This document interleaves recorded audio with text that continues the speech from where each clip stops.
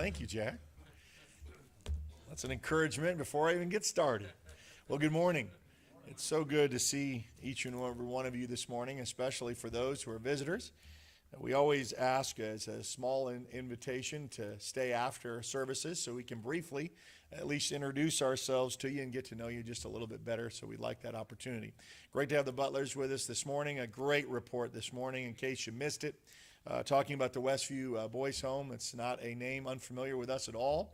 I didn't know it went back as far as 1966, but he gave us that update that we have been continually supporting them from that date forward. Starting off with $25, I said $25, but you think in 1966, that was probably, it's pretty good, it's not bad. So from there forth, with the food that many of you have always given throughout the years that we have picked up for the Christmas gifts that were just picked up this last week, we thank you. And he was very astute pointing that out about how thankful they are as a program. It's good to know from these reports that we get, when you support, get outside of your world a little bit of kind of what's going on. It was nice to have Chris Miller not too long ago talk about New Zealand. I mean, many of us will probably never travel there. I mean, that's the other side of the world. And to hear the reports that go on in these different places of the world is very encouraging. So you've encouraged me, and I hope that encourages you to keep on, and I hope that you do make your 50. A couple more years to go with that. Well, that's good. I appreciate that. I don't ever see retired out in the Bible. I know that a lot of times people say, well, I'm retired, and we can retire from life and from society, but I'm going to at least work until God calls me home or his return. So that should be my attitude. Just the other day, Friday, here on the radio, it's not really a sense of panic. They said, we are 2 weeks away from Christmas. Okay, now I'm going to just show the disparity of what we got a crowd, a diverse group such as this. How many of you are prepared for Christmas? Meaning that, okay, Jerry, good, I appreciate that. Some of you, after Thanksgiving, lights are up, it's ready, it's wrapped, it's done. I can enjoy the holiday season and watch the rest of the panic and mayhem. Okay, how many of you are kind of middle of the road? You're preparing for Christmas, okay? Got a little bit to go. Thank you. I appreciate your honesty. I know we don't like to raise our hand with these things, but I'm going to show you, the big difference here. And then at the lastly, who hasn't prepared at all? And I'll raise my hand up big. Thank you, Tim. You and I. Christmas Eve. Hey, thank you, Susie, in the back. We just kind of put it off. I mean, it just kind of comes. And I mean, it's just like, and sometimes I like that pressure. Some people like work better under pressure. I'm like, all the stuff is already bought and gone. You're laughing at me because I say they're out of this, they're out of that. I'm Christmas Eve trying to get those last minute things, but I kind of like that because then I'm really in the Christmas mood. I bless you for those who get, and they're starting before Thanksgiving now. I noticed that some of those lights are up and prepared. And we've had some great weather for, I think this is probably the best lights we'll have this year because in years gone by, I know we had snow and ice, during that stretch, and you don't want to put stuff up during that time. Hard to prepare for that. All of this preparation for a day we all get excited about one time a year. I know kids, Christmas is for kids. We're all kinds of kids at heart, and that's why we kind of float back to those memories when those songs come up and those holiday get-togethers and family, and those are all nice, and we prepare for those at different stages. And that's why I brought this up, is because even though we're preparing, not all of us are prepared. Some of us are in the middle of the process, and some of us are going to start a little bit late. So my question for us today to ask, and what I put out in the bulletin for this morning, and references will be on the back if you want to have those verses. I said that's kind of a new thing. The last couple of weeks we've been doing that. I know you've been asking for some verses that were used, and so you'll have those for you at your disposal. So the question could be asked of us, how prepared are you? Prepared for what? Well, for those who are younger, it could be retirement. They ask you that. Well, are you prepared for retirement? Are you preparing for retirement? Now, we're not going to show of hands, but there is again different stages of that preparation. And even though it's coming, we're all going to age and we're going to get older, and there's going to be eventually a day we cannot work any longer. How prepared are you for that time frame? How prepared are you for retirement? How well are you doing in that process? You may, in the start of the new year, prepare to lose weight. I'm going to get back on that track again. You've seen me on the roller coaster, and I know you've thanked me. So, boy, you really, all those, you start to look thinner, and all of that's gone away, see? And I know that there's a problem there, see? So some of that's crept back up. So am I preparing for January, not just a resolution, but preparing to change, again, my lifestyle with maybe losing weight in the new year? So then what am I doing about it? And what are we going to be doing as we prepare for these different things? When we prepare in all kinds of different ways. And we use the word prepare for all kinds of things, as little as preparing a meal. It's like, we did that for a holiday get-together. You prepare this great feast for a Thanksgiving or Christmas, getting everything together. And some people are very meticulous in how they prepare the Thanksgiving meal. Not only what goes into it, but how it's presented as far as the table. It's got to be set just a certain way. I know that was what I was experiencing when I graduated from the kiddie table to finally get to be at the grand table. They had better glasses. They had silverware. We didn't have the stuff that we used every day. So it was a preparation, and you understand that, of getting the meal just right. We may prepare for a guest that may be coming into town. What do? Well, you scurry around the house to make sure the house is clean, because you don't want them to see how you really live, right? So you tuck stuff away and kind of put stuff up. So we prepare for company. And you say, what are you doing? I'm preparing for company. You get the idea. All kinds of different levels and degrees.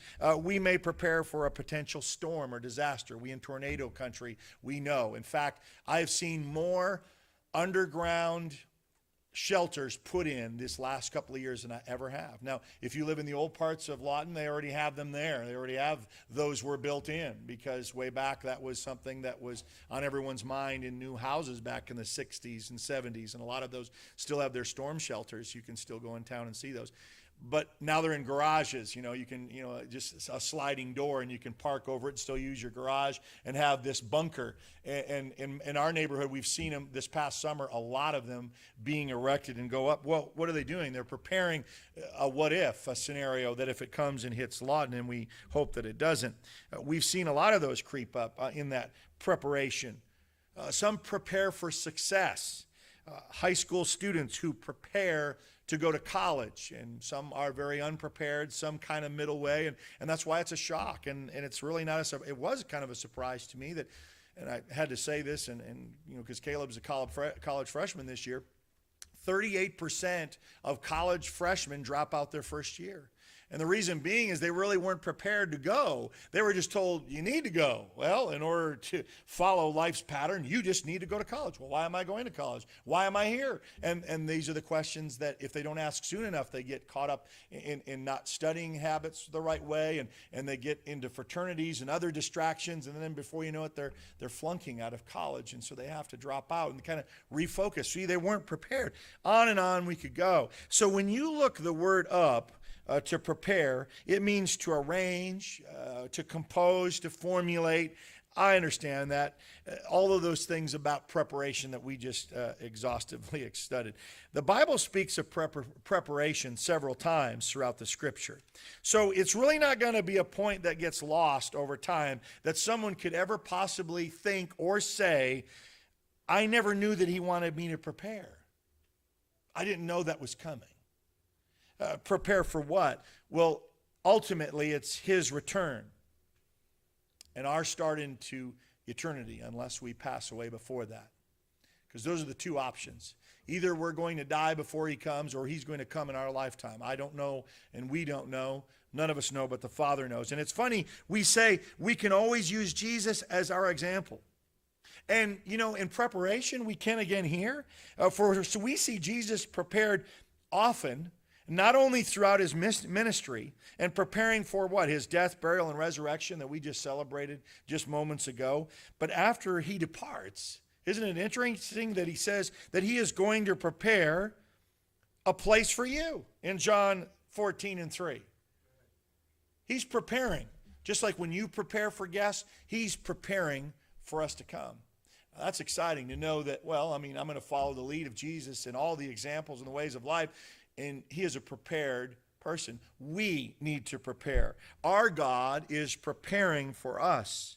But the bigger question that we want to be asked of us today, and really of mankind, are we preparing for him? I'm going to steal from Jack. Jack used to say, if not, why not? So if that's not be the case, then you really have to ask yourself, why not? And really, that's what it's going to come down today. One of the questions Jesus even asks is, in Luke 18:8, when the Son of Man returns, will he find faith on the earth? And being prepared may have become a lost art, kind of left with the Boy Scouts. Now, that was their motto, be prepared.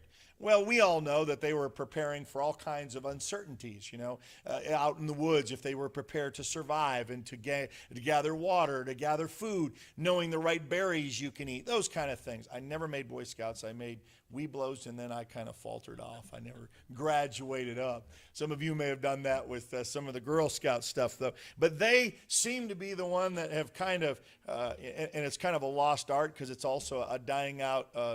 Many see a lot of Boy Scouts around these days, the ones who lived out the motto of being prepared. But this is so much more important than just being caught off guard, of just not having the right piece of equipment or having some kind of improvisation because you got to make do with something that you don't have. We're talking about prepared ultimately when it comes to the Lord's return. And the only thing that we do know in all of this aspect, or not know in this case, is we don't know the timing as to when he will come. Now, outside of him coming as a surprise, like a thief in the night, they already give you the insight of it. If you knew when the thief was come, what would you do? Well, I'd stay awake. He's going to come at 2 a.m. I'm ready at 1:30. I'm actually ready all day. I've never even took a nap. But that's not how it's going to come. So if he's going to come in the thief in the night, so we know that that is a surprise element, there won't be time to go and make something right. I told you, and you've related the story that when we went on vacation, a thief came in the night and stole all of our luggage on day one of our vacation. All we had is the clothes on our back. Now, do you think that I would have liked to have known that he was going to do that? Sure. Do you think it's a nice thing on day 2 of your vacation to go into a Walmart kind of establishment and buy underwear and socks and stuff you didn't have because we don't have anything? He said, that isn't a fun part of the trip. So I didn't have to prepare because I thought, I counted on the hotel, and it's amazing that I checked it out afterwards. They had security cameras only on the front of the hotel and not on the side, and they do have a sign there, park at your own risk. Well, no wonder all the front spaces were filled because you were prepared. We just have to be ready. And I know it's not right, and Ed can correct me later. It's like a firefighter. I know they don't really sleep in their firefighter clothes, but I just wanted to get that image. It really spoke to me that they are prepared for when that alarm goes off. It's not like they're scurrying for stuff, whether it's right in the foot of their bed. They are ready to go when called upon. Now, we appreciate that. We want them to be because, even insurance comes down to how far away your house is in what? Response time to a firefighter. They know they are prepared. They know that your house is on fire and it will take them 3 minutes to get there. And it won't be 3 minutes and then setup time. They're ready to go. Water on the flames right away. So we appreciate the firefighter who even has to sleep at the fire hall and has these 24-hour shifts, not an 8-hour shift, and they go home. They eat there, they sleep there because they're preparing. Now, we fortunately don't have a lot of house fires like I'm familiar with back home in Michigan because we have a lot of fireplaces, and there's a lot of chimney fires back where I'm from. People don't clean them properly. They get clogged. It's very easy to start an attic on fire and all. And so we have a volunteer fire department that gets called during the wintertime all the time. So they are prepared for that. But so is our men, prepared and waiting and not knowing if they will be called upon that night or not. But they're ready. They're ready for sure. Matthew 24 says that we must keep watch, for you do not know when the Lord is coming. The overall theme in the scriptures is that we must be ready at all times, no matter the watch, in what hour that he comes. It's described in the Bible, it's like lightning coming from the east to the west, in both Matthew and Luke puts it. Lightning strikes fast, right? We just listen for the thunder, but it's here and gone. It's a split across the sky. That's how fast that is. And it's trying to give you an insight of how fast that is. I mean, we all can relate. We've all seen lightning. It doesn't stay on the sky for very long. In fact, photographers brag themselves into timing it out where they can capture that moment where it splits across the sky, and it gives us a great moment in time captured in photography. How much time is it then we have to prepare when he comes? Like lightning? It's not a lot of time. Now that's all that's in there, because seconds later we hear the thunder only because the speed of light is quicker. Matthew says, prepare. Luke says to be on alert at all times. Be on guard. Stay alert. Mark says to take heed. Whatever word captivates you to get the point across, then use any of these that our disciples and our apostles are telling us. We find all the writers, also including Peter and Paul, passing along same kind of warnings. And we won't ever hear them as well as the Lord, to be on guard, because we just don't know. And the reason that we prepare is that there won't be any do-overs. There won't be any second chances. This is our second chance. I know you alluded to after your heart attack, you got a second chance. These things are second chances for us. And life is so in a split second. We're all traumatized that Troy Rogers, the youth minister over at Northwest, just lost his father. Last Sunday, he was in attendance listening to Troy preach, which they had great pride in. This man is 52 years old. Found out with a heart attack that partially it was a birth defect, that half of his heart wasn't providing oxygen. They didn't know it. I mean, all those things that probably physicals that he went through, thought he was fine. At 52, you think that you're fine. And they were going to have a scheduled surgery the next day. He never made it to the surgery, and where he died and was buried just yesterday afternoon. It's just like that. I mean, it can come so fast, and its finality is set, and we need to be prepared. Not just give me a few more minutes, because we do have the time now. Why it's called today, and today is the day of salvation. That's why it's termed in those terms. Today is where we make things right. To not put off to tomorrow what we can do today. These are all things that we've heard all our lives. So why don't we? It's the same thing about Christmas stuff. Why we all weren't ready after the day of Thanksgiving like the rest of the people were, and that we were ready to go. We're all different. How much are we preparing when we put so much stuff off? And I only speak from personal experience, because at one time I was the world's greatest procrastinator. You just put it off. I mean, it's so much easier. And I knew it was coming, and I knew the day would come. It didn't really motivate me. Sometimes it does. Sometimes life can be a motivator. And our only answer will be, and I hope it's not, we were simply not ready. 5 foolish virgins told us the finality of not just being ready, kind of sort of ready, because they were sort of ready. So we said they brought the attire, they wanted to go to the wedding feast, they brought lamps, they didn't bring oil. They lacked in an area of their life. And I don't want that to be our answer. He won't say, I will be there in 2 months, 5 days, 2:30 in the afternoon to set up my appointment. So if we know this is how he will come, how prepared are you? Peter says that if you know that the destruction of the world is going to be fire and all the elements are going to be, how do you want to be found when he returns? Are you ready for this moment? We know he is coming. We don't know the time. Jesus said only the Father knew that. And yet there are others who, like Peter points out, that there will come in the last days even scoffing. As he writes in 2 Peter 3 and 4, as they question, where is the promise of his coming? I don't see it. Seeing is believing. For ever since the creation, their fathers before them had fallen asleep, and all of these things are continuing as they were from the very beginning. They said that because really they were walking after their own lusts, as we come to find out in that passage. And we really see where their heart was. People are born, they live out their lives, and then they die. That's kind of paraphrasing the whole thing. Same process over and over, thousands of years. And some will just get tired of hearing it and not seeing it. Kind of impatiently waiting, I suppose. Maybe even more skeptical, cynical, as time goes on. Because it's not a reality. All we see, and what they wrote in 2 Peter right there, what they wrote is what we see in our lifetime. Nothing has changed. I don't care, if you're in your 90s or if you're in your 20s. It's the same. It hasn't changed.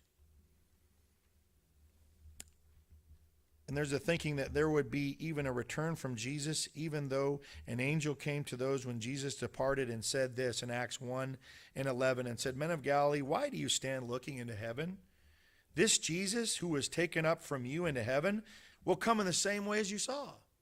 Now, that was interesting because they heard this, and there was actually some believers that kind of want to quit their jobs, and they said, well, he's coming soon, and so I don't really have to worry about anything, And so I'm going to have other believers take care of me before he comes. Well, they had to be straightened out on that because we don't know that, and you can't really rely on that, so they had to be straightened out. He will come again. He is coming again, rest assured.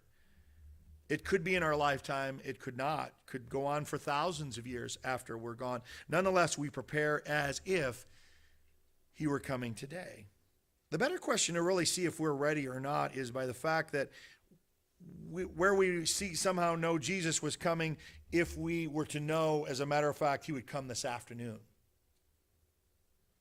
And we could take it to scriptures to show that he was coming this afternoon. Would you feel there is something that you'd want to take care of? We often hear this with older people that are in hospitals waiting to die, and they say, well, you better get your affairs in order. They're saying all those things kind of left undone. Now, some people can't do that.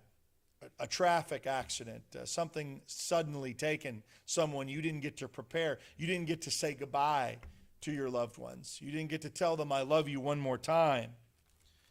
Because for many today that don't like to prepare, they would rather, I'll use the expression, just kind of wing it. Just kind of go with the flow. Whatever happens, happens. And that is dangerous because when it's set in eternity, it's forever. And either you're sealed by the Holy Spirit, and that's already been done through your baptism and your obedience through him, or it has not. And that leaves us in a very dangerous situation. A chance of being unprepared is not backed up in the Bible from either you go to the one talent man or the five foolish virgins that I just mentioned. Because for the most part, we don't ever have to, no one comes up to me and say, well, you didn't prepare for Christmas. I'm going to have to write you a ticket for that. You just weren't prepared. I don't have to pay for that. I can let that slide. No one's going to hold me accountable. And so we get away with a lot of those things about being unprepared. I'm sorry. How many times you go and say, well, we have pencils and pens for you because, well, if you don't have a pen or pencil, we've got it for you. The bank has it, but with a chain. Why they know is because you may not have a pen. You may need to sign something. They're just trying to help you out, convenience-wise. But being unprepared is not backed up in the Bible. It's like the virgins we just mentioned that went to take care of some business while he was delayed, but on his way, they were not prepared. And so then they were not forgiven. That kind of sounds harsh. But the simple answer is, I'm not ready. Wait, I need to get some things in order. Why? Because they know what's coming. Jesus over in Luke, the 12th chapter, says this, is starting in verse 34. For where your treasure is, this is what the motivation for any of us is. You're going to find out what it is for you. For where your treasure is, there your heart will be also. What is your heart involved in? What do you give your all in? What is it for? Be dressed in readiness and keep your lamps lit. This kind of goes together, doesn't it? Someone else didn't have their oil for their lamps. So we need to be dressed in readiness. Be like men who are waiting for their master when he returns from the wedding feast, so that they may immediately open the door to him when he comes and knocks. Blessed are those slaves whom the master will find on the alert when he comes. Truly I say to you that he will gird himself to serve and have them recline at the table and will come and wait on them. Whenever he comes, in the second watch or even in the third, and finds them so, blessed are those slaves. I started this passage with verse 34 on purpose because that really gets down to the matter for both you and I about preparing in the first place. For where your treasure is, there your heart will be also. Saying if your heart is really in it, in everything that you would prepare. Verse 35 says to be dressed in readiness. And then be like the men who are waiting for their master who went off to a wedding feast, so that you will be ready for his return. Hebrew weddings, as we come to find out, are not the ones we have today, where we may plan for weeks and months or maybe even a year for the one big day and maybe a dinner before that time. Hebrew weddings could last anywhere from a couple of days to a couple of weeks, depending on the family size, the money, whatnot. It could invite the whole town, and they could go for weeks of celebration. So the man, this master, goes off to be a part of an out-of-town wedding, and he departs. So it's not like he's coming back the next day, like in our analogy of a wedding. They didn't know of his return. They didn't know the exact time. They just knew he would be coming. But the master did have some expectations, didn't he? Wanted to have something in return. And what did he expect? He says, be dressed in readiness and keep your lamps lit so that they may immediately open the door to him when he comes and knocks, because that's what you do. You don't want him waiting at the door, hands full of items, can't open the door. These are servants. They were there to help in that matter. I always thought of this in some comparison to help little understand the master's expectations. Let's say you work for me, and you're very loyal and dedicated. And you've worked for me for quite some time. And I have to leave for some extended point of time and didn't really have an exact return date. In the meantime, I put you in charge of putting something together. Say it's a big thing. I'm kind of putting you in charge of some kind of project. And what do I want when I get back? And how will I feel when I get back and I've left you with that and found nothing was done? Nothing was prepared for that. See, that's in turn of thinking what God was, is that putting those kind of expectations on us, and then we decide that it's kind of a very sad story like the one talent man who did nothing. Oh, let me forgive you for that. I understand you're just a busy schedule, and my grace is just going to extend over that. You lazy, slothful servant. Took what he had that was given to him and then was turned over to torment. That's what I find in the scriptures.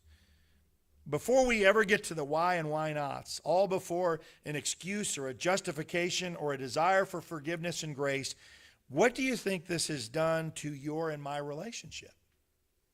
Well, it's been damaged because I entrusted you to do something and then you didn't do it. Of course, I would be distraught. And maybe it's a good justification. Would I be happy? How would you feel if the shoe was on the other foot? What would be your first thoughts? I trusted you. I knew what your abilities were, and you didn't do anything? Why? Was it just not important to you? Wouldn't most of us feel betrayed or disappointed? We could look into the other person's heart, really, for a moment. We could see what really, truly drove them, that you really didn't care, and that you really didn't make any effort. It's not a big deal to you. I would feel so devastated that nothing was done in my absence when you seemed to be up for it when I left. It's kind of like the same attitude gets shown with employees at a job. And you can always see the true employees of why they're there is how they act when the boss is in the room or in the establishment or when he's away. Is there a change? Or is that worker still work the same way whether there's someone over their shoulder or not? Or does someone all of a sudden get busy and they're not on their phone or they're not shopping on the computer? Oh, the boss is here. Oh, put it up. It shows your true heart in these matters. So how we saw the act when the boss is around and how they act when he's away, is there a change in work ethic and effort, or would it be the same regardless because that's who they are? Do you do it because that is who you are, where your treasure is, where your heart can be found also? Did you care when he was not there, or just for the job at hand? What motivated you or not motivated you was describing either your true laziness, like the one talent man who buried his, Would you expect forgiveness in the person's case? Deep down, you wouldn't want to do it because they really would not have deserved it, and that's true. So if the one talent man did not get a pass, what makes people think that a God will just overlook it when you've had your entire life to prepare for it? The same end comes that we have to find in with, and that's why these are parables. The kingdom of heaven is like.